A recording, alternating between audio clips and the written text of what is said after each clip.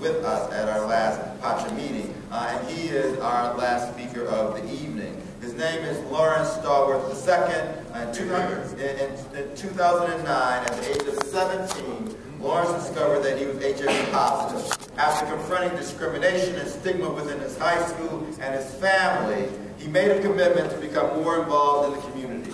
In 2010, he co-founded, that's the title, yes, right? The title. He is a part of the task force of Greater Cleveland. He has been a member of the Ohio Advocates Youth Leadership Council in collaboration for Advocates for Youth. His focus on sexual health includes the rights of people living with HIV and AIDS, as well as policy, advocacy, and new media. He has appeared on television and at universities to raise awareness about HIV and AIDS and sexual health issues. He has blogged and reported on these issues and has educated policymakers regarding budgetary allocations specific to young people's sexual health and access to antiretroviral therapy. Please welcome and give him your undivided attention, Lawrence Stallworth II.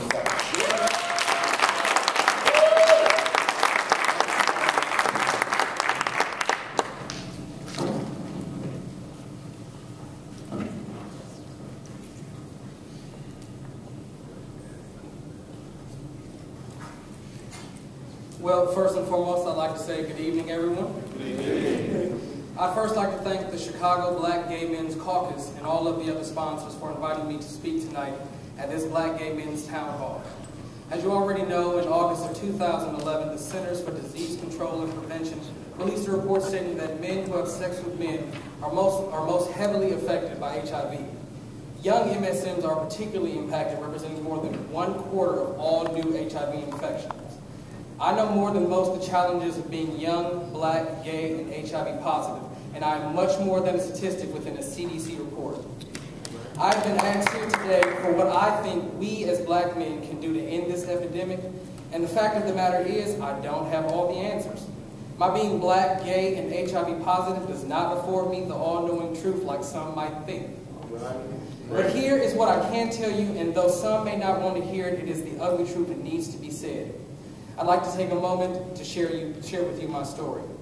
In the spring of 2009, at the age of 17, I became unusually sick and was hospitalized.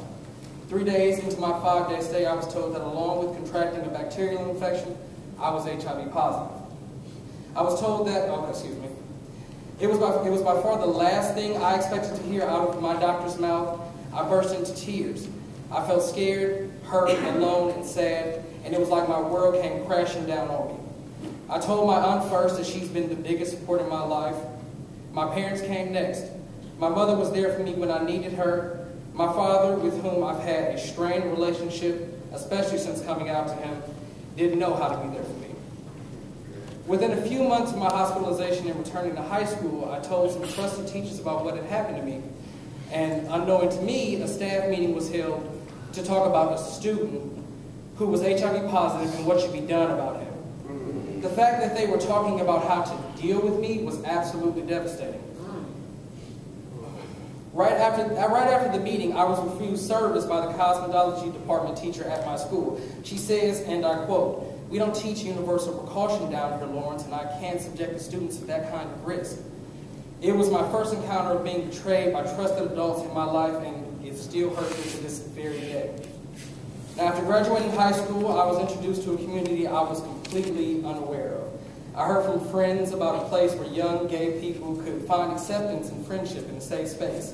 This place was called the Beyond Identities Community Center, or BIC, a program of the AIDS Task Force of Greater Cleveland. Here I found a community of young people just like myself. It gave me a reason and an outlet to find my voice.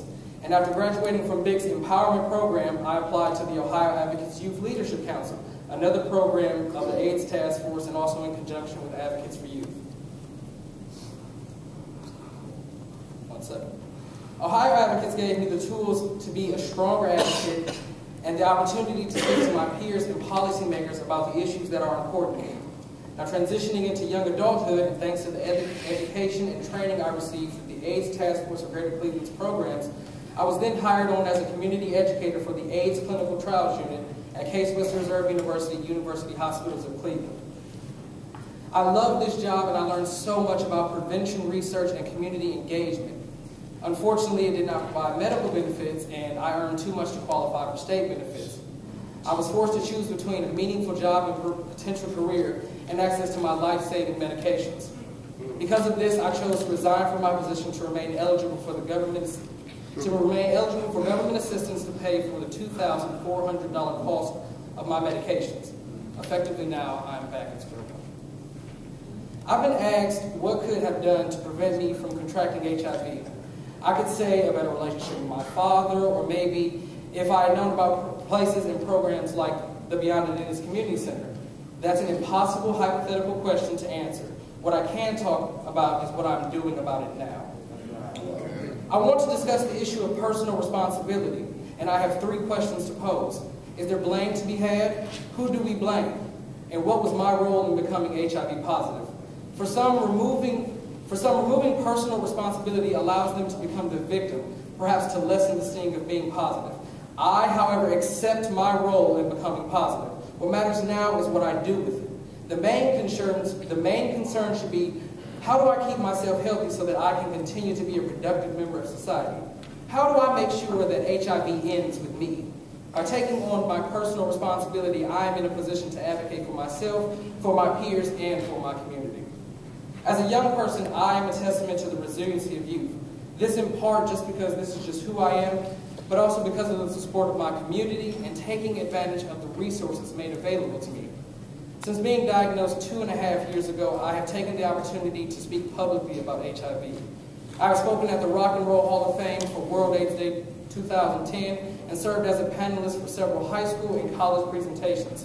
I was featured in an award-winning local PSA.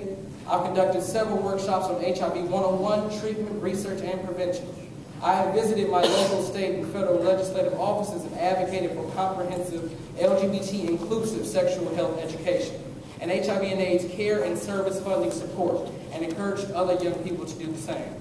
I am the youngest elected president of my tenant council organization, and, to which I might say I'm very proud of, state bowling champion. I think y'all was going to like it. Looking toward the future, I will begin nursing school within the next year and become a professional bowler in 5 years. Believe me, I'm that good. All right. All of which wouldn't have been possible if not for the many people who have helped me along the way when things got rough, and the organizations that gave me access to the services I was in need of. But society has a responsibility too. I realized that systemic change was needed when I attempted to join the workforce. I got a job I hoped to turn into a career, only to find that I had a serious choice to make. Through no fault of my own, having to choose between a career or access to my health care prevented me from being a productive member of society. This is a choice I shouldn't have had to make, and in this instance, society failed me. This has to change. We as black gay men face enormous stigma from our parents, schools, churches, and even each other. We have divided ourselves to no end. We have an unrealistic perception of how black men should live, look, walk, talk, and act. So you tell me, how do we change a cultural perception that's done nothing but divide us when what we need now more than ever is unity? With all that being said,